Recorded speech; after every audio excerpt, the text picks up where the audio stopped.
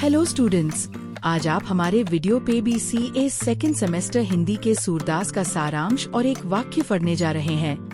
अवगत गति कछु कहत न आवे, ज्यों गूंगे मीठे फल को रस, अंतर्गत ही भावे। परम स्वाद सबही सुनिरंतर, अमित तोष उपजावे। मनबानी को अगम अगोचर, सो जाने जो पावे। रूपरेख गुंजाती जुक्ति बिनु, निरालम कित धावे। सब विधि अगम विचार ही ताते, सूर सगुन पद गावें। 1। यह पद सूरदास जी की भक्ति भावना और निर्गुण ब्रह्मा के अनुभव को अभिव्यक्त करता है। इसका सारांश हिंदी में इस प्रकार है।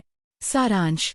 इस पद में कवि कहते हैं कि उस परम तत्व परमात्मा की गति, स्वरूप और रहस्य को कहना अत्यंत कठिन है। जैसे कोई गूंगा व्यक्ति मीठे फल का स्वाद चख तो सकता है लेकिन बोलकर बता नहीं सकता, वैसे ही ये अनुभव भी केवल अंतर में ही महसूस किया जा सकता है।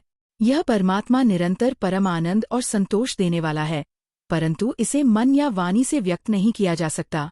इसका अनुभव वही कर सकता है जो इसे वास्तव में प्राप्त करे। यह निराकार, निर्गुण, जातिगुण और किसी भी रूप या विधि से परे है। बिना किसी आधार के वह स्वयं विद्यमान है। चूंकि वह सभी प्रकार के तर्क और सोच से परे है, इसलिए सूरदास जी कहते हैं कि वे उस परम तत्व को समझाने की बजाय सगुण रूप में भगवान के पद, भक्ति गीत गाते हैं। मुख्य भाव। परमात्मा का अनुभव शब्दों से परे है। वह निर्गुण और अगोचर है। भक्त उसे केवल प्रेम और भक्ति के माध्यम से ही अनुभव कर सकता है, इसलिए कवि सगुण रूप में उसकी भक्ति करता है। अब मैं नाच्यो बहुत गोपाल, काम क्रोध को पहिरी चोलना, कंठ विषय की माल। महामोह के नूपुर बाजत, निंदास बद रखाल। भ्रमभोयो मन भयो पखावज, चलत असंगत चाल। तृष्णा नाद करती घट भीतर, नाना विधि दे ताल। माया को कटी फेटा बांध्यो, लोभ तिलक दियो भाल। कोटिक कला काछी दिखराई, जलथल सुधी नहीं काल। सूरदास की सबा अविद्या, दूरी करो नंदलाल।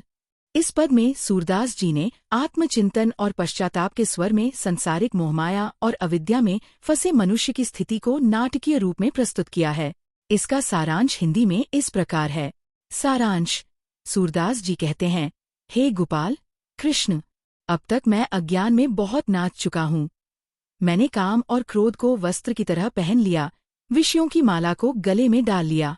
महामोह के नूपुर, पायल मेरे पैरों में बंधे हैं और निंदा की भाषा को मैंने अपने रक्षक, रखवाले के रूप में बना लिया है। भ्रम और भय से भर गया ये मन पखावज की तरह बज रहा है, जिससे मेरी चाल भी असंगत, विकृत और बिगड़ी हुई हो गई है। तृष्णा मेरे भीतर निरंतर नाद, ध्वनि कर रही है और कई प्रकार से ताल दे रही है। माया को मैंने कमरबंद की तरह बांधा है और लोभ को तिलक के रूप में माथे पर लगाया है। मैंने कोटि, असंख्य कलाओं का नाटक दिखाया है, जिससे मैं जल और थल, सत्य और भ्रम की सुधबुद्ध तक खो बैठा हूँ। अंत में सूरदास जी प्रभु से विनती करते हैं, हे नंदलाल, मेरी इस सारी अविद्या को दूर कर दो। मुख्य भाव। यह पद एक गहन आत्मस्वीकार और पश्चाताप का भाव है, जिसमें कवि मानता है कि वह अज्ञान, वासना, मोह, लोभ, निंदा और माया में डूबा रहा है, जैसे एक पाखंडी नाच करता है। अब वह प्रभु श्री कृष्ण से प्रार्थना करता है कि वे उसकी अविद्या, अज्ञान को दूर करें और उसे सच्चा ज्ञान और भक्ति प्रदान करें। यह सूरदास की भक्ति साहित्य की परंपरा में आत्म परिष्कार और निर्मल भक्ति का अत्यंत मार्मिक उदाहरण है। कपट करी ब्रजही पूतना आई, अति सुंदर विष अस्तान लाया, राजा कंस ने भेजा। मुख चूमती अरु नैन निहारती, राखती कंठ लगाई। भाग बड़े तुम्हारे नंदरानी, जिही के कुंवर कन्हाई। कर गही छीर पियावती अपनी, जानत के स्वराई। बाहर है क्या असुर पुकारी, अब बलि लेहु छुड़ाई। गई मूर्छाड़, परी धरनी पर, मनो भुवंगम खाई। सूरदास प्रभु तुम्हारी लीला, भक्तनी गाई सुनाई। इस पद में सूरदास जी ने भगवान श्री कृष्ण की बाल लीला का एक प्रसिद्ध प्रसंग, पूतना वध को वर्णित किया है। इसका सारांश हिंदी में इस प्रकार है। सारांश। सूरदास जी कहते हैं कि पूतना राक्षसी कपट करके सुंदर रूप बनाकर ब्रज में आई। वह बहुत ही सुंदर स्त्री के वेश में थी, लेकिन उसके स्तनों में विष था। कंस राजा ने उसे भेजा था बालक कृष्ण का वध करने के लिए। वह बालक को गोद में लेकर मुख चूमती है, नेत्रों से स्नेह दिखाती है और गले से लगाकर दूध पिलाने लगती है, लेकिन उसकी मंशा दुष्ट थी। सूरदास जी कहते हैं, हे नंदरानी, तुम्हारा भाग्य बहुत बड़ा है कि तुम्हारे घर कन्हैया जैसे प्रभु ने जन्म लिया है। वह बालक पूतना के स्तनों को पकड़कर दूध पीता है, लेकिन वह जानता है कि यह कोई साधारण स्त्री नहीं, बल्कि राक्षसी है। जैसे ही श्री कृष्ण ने विष सहित स्तन का पान किया, पूतना का असली रूप प्रकट हो गया। वह राक्षसी के रूप में चिल्लाने लगी और अंततः मुरझाकर, मृत होकर पृथ्वी पर गिर पड़ी, जैसे कोई विशाल सर्प गिरा हो। अंत में सूरदास जी कहते हैं, हे प्रभु, यह आपकी लीला है, जिसे आपके भक्तगण प्रेम पूर्वक गाते और सुनाते हैं। मुख्य भाव, यह पद श्री कृष्ण की राक्षसों पर विजय और लीला रूपी करुणा को दर्शाता है। पूतना जैसे राक्षसी को भी प्रभु ने मोक्ष दे दिया। सूरदास जी इस प्रसंग के माध्यम से श्री कृष्ण की अलौकिक शक्ति और भक्तवत्सल स्वभाव की स्तुति करते हैं। यह पद भक्ति साहित्य में श्री कृष्ण की बाल लीलाओं की महिमा का सुंदर और प्रभावशाली उदाहरण है।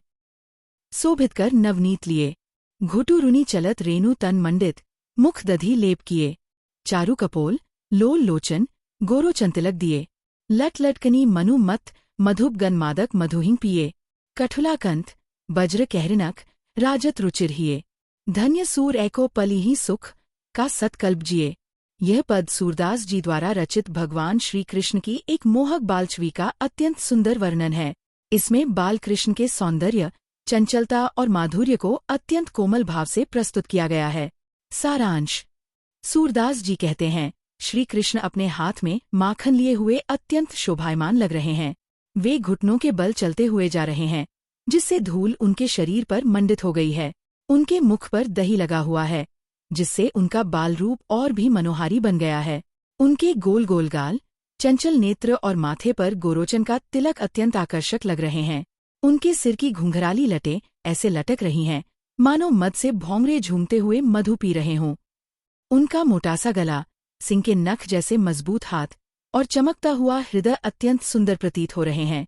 अंत में सूरदास जी भाव विभोर होकर कहते हैं, धन्य है वह एक क्षण का यह सुख, इसके आगे तो 100 कल्पों तक का जीवन भी व्यर्थ है। मुख्य भाव, यह पद श्री कृष्ण के बालरूप की अनुपम शोभा और उसके दर्शन मात्र से मिलने वाले दिव्य आनंद का वर्णन करता है।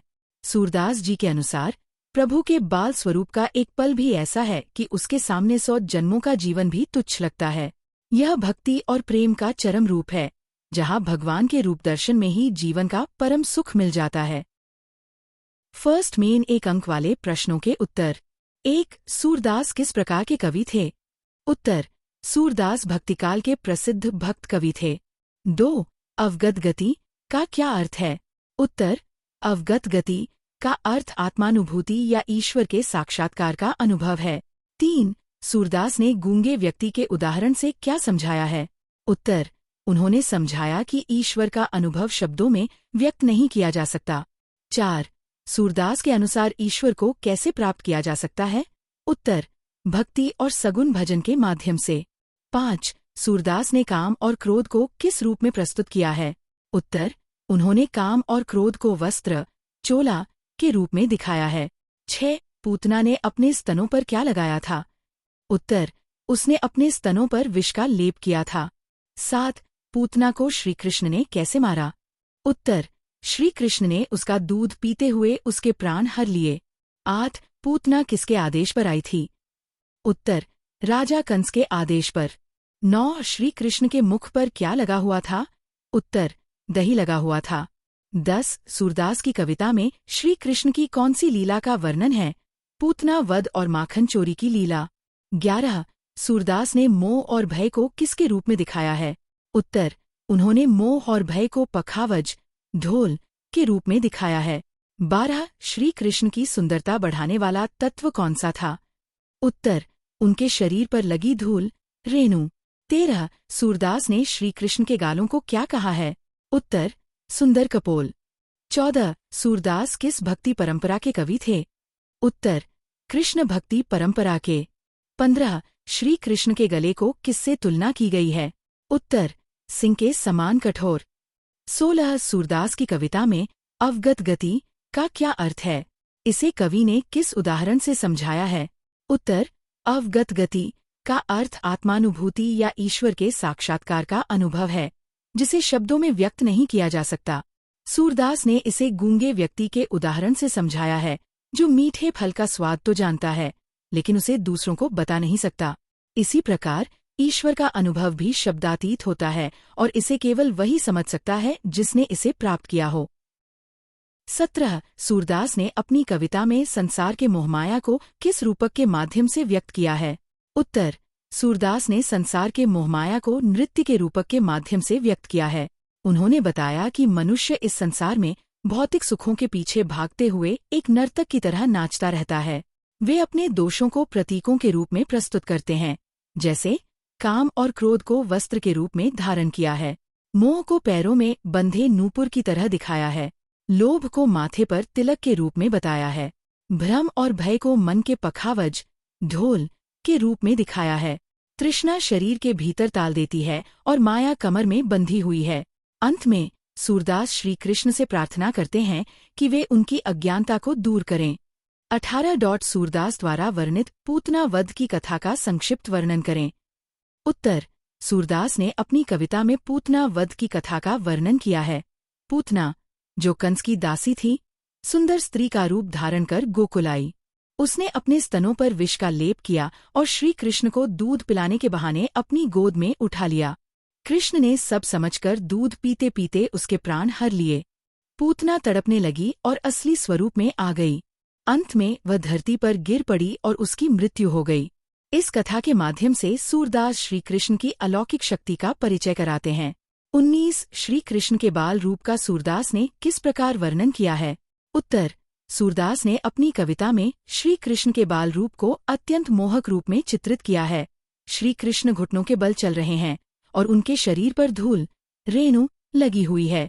नके हाथ में ताज़ा माखन है और मुख पर दही लगा हुआ है।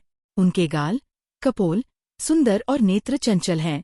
उनके माथे पर गोरोचन का तिलक लगा हुआ है। उनकी घुंघराली बाल लटें मधुमक्खियों के झुंड की तरह प्रतीत हो रही हैं। उनका गला सिंह के समान कठोर और नख वज्र के समान तेजस्वी हैं। अंत में सूरदास कहते हैं कि जो व्यक्ति श्री कृष्ण के इस बाल रूप का आनंद एक क्षण के लिए भी ले वह हजारों कल्पों तक जीने की इच्छा क्यों करे?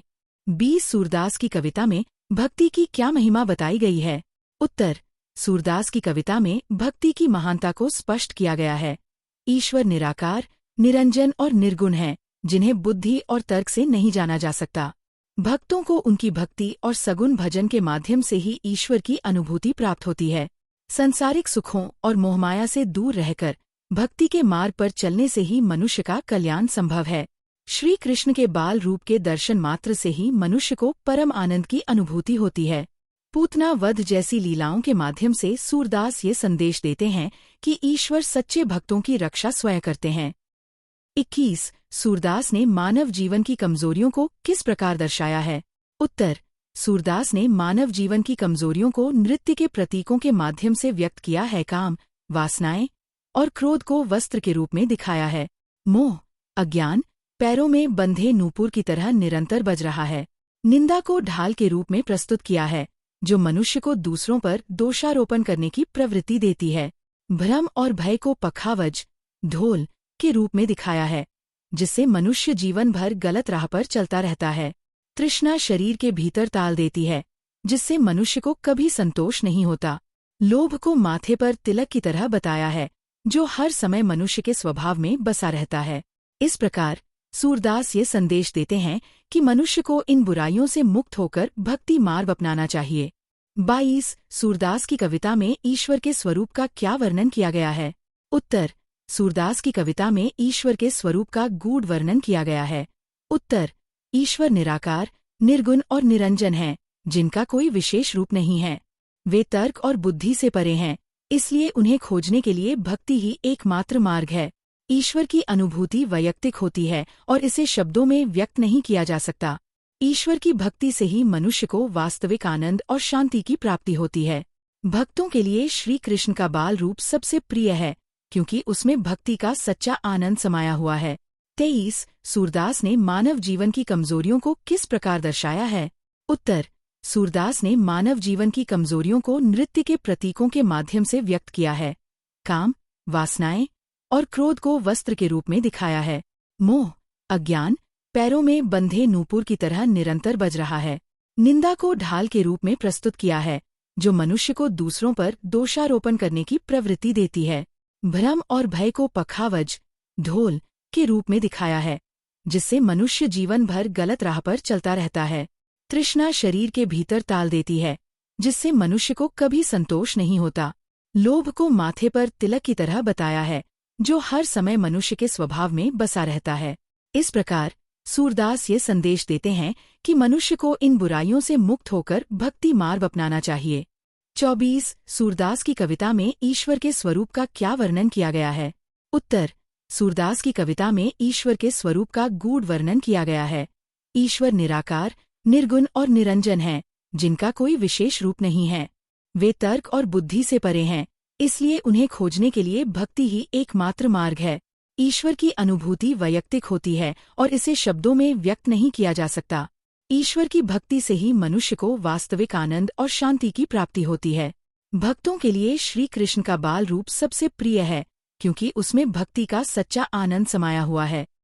अगर आपको ये वीडियो अच्छी लगी हो तो लाइक, शेयर और चैनल को सब्सक्राइब कीजिए।